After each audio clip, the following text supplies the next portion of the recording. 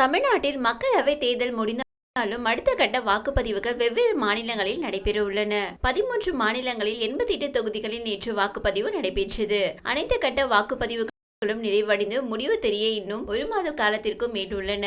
தமிழ்நாடு முழுவதும் சூறாவளி தேர்தல் பிரச்சாரம் மேற்கொண்ட முதல்வர் ஸ்டாலின் சில நாட்கள் ஓய்வெடுக்க மாலத்தீவு செல்ல உள்ளதாகவும் தகவல் வெளியாகிறது.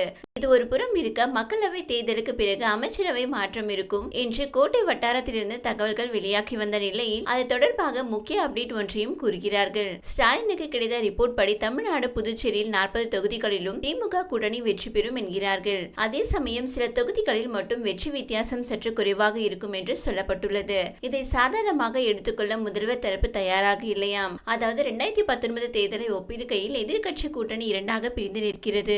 அப்படியானால் கடந்த முறையை விட மிக அதிக அளவிலான வித்தியாசத்தில் வென்றால் மட்டுமே மக்கள் திமுக ஆட்சி விரும்புகிறார்கள் என்று பொருள். மக்கள் உரிமை தொகை, காலை உணவு திட்டம், புதுமை பெண் திட்டம், மகளிர் இலவச பயணம் என பல திட்டங்களை செயல்படுத்திய பிறகும் வாக்கு வித்தியாசம் குறைந்தால் 2026 தேர்தலை எதிர்கொள்வது சவாலானதாக மாறிவிடும் என்பதுதான் முதல்வர் ஸ்டாலினின் எண்ணம். ஏனெனில் அந்த சமயம் எதிர் அணியினர் ஒன்றிணையலாம். தமிழக வெற்றி கழகம் புதிதாக வந்து வாக்குகளை பிரிக்கலாம். 5 ஆண்டு கால ஆட்சி மீது அதிருப்தி உருவாக்கி இருக்கலாம். இப்படி கவனம் கொள்ள வேண்டிய அம்சங்கள் நிறைய இருக்கின்றன.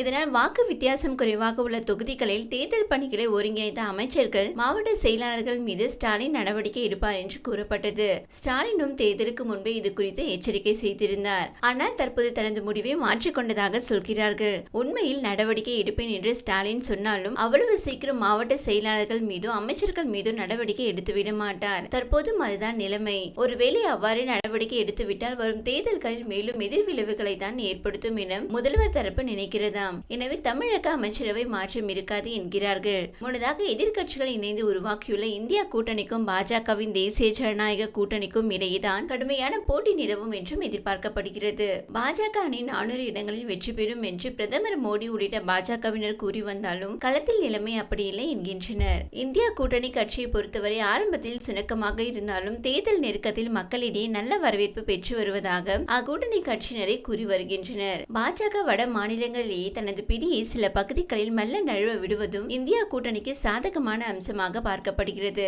தமிழ்நாடு, புதுச்சேரி, கேரளாவை பொறுத்தவரை 39+1+20 என 60 தொகுதிகளையும் மொத்தமாக கைப்பற்றுவோம் என இந்தியா கூட்டணியினர் நம்பிக்கை தெரிவிக்கின்றனர். தமிழ்நாட்டில் மட்டுமல்லாமல் நாடு முழுவதும் இந்தியா கூட்டணிக்கு ஆதரவு பெருக்கி வருவதாகவும் பாஜகவுக்கு பலத்த அடி விழப்போவதாகவும் முதல்வர் ஸ்டாலின் தன்னை சந்திக்க வரும் கூட்டணி கட்சியினரிடம் கூறி வருவதாக சொல்கிறார்கள். தமிழ்நாடு முழுவதும் தேர்தல் பிரச்சாரம் செய்து திமுக கூட்டணிக்கு ஆதரவு திரட்டிய ஸ்டாலினுக்கு கூட்டணி கட்சி தலைவர்கள், வேட்பாளர்கள் நன்றி தெரிவித்து வருகின்றனர். அந்த சமயம்தான் முதல்வர் ஸ்டாலின் பாஜகவின் தற்போதைய நிலை குறித்து தனக்கு கிடைத்த ரிப்போர்ட்கள் குறித்து மகிழ்ச்சியுடன் பகிர்ந்து கொண்டாராம். 400 தொகுதிகள் கிடைக்கும் என்று சொல்வதெல்லாம் சாத்தியமில்லாத ஒன்று என்றும் 100 முதல் 150 இடங்களுக்குள் பாஜக சுருட்டப்படும் என்பதுதான் பல்வேறு மாநிலங்களில் இருந்து தனக்கு வரும் ரிப்போர்ட் என்று ஸ்டாலின் கூறியுள்ளாராம். பாஜகவுக்கும் கள நிலவரம் தெரிவதாலே இஸ்லாம் வெறுப்பு பேச்சுக்களை அதிகரித்து இந்து மக்களின் வாக்குகளை ஒருங்கிணைக்க முடியும் என்று கணக்கு போடுகிறது.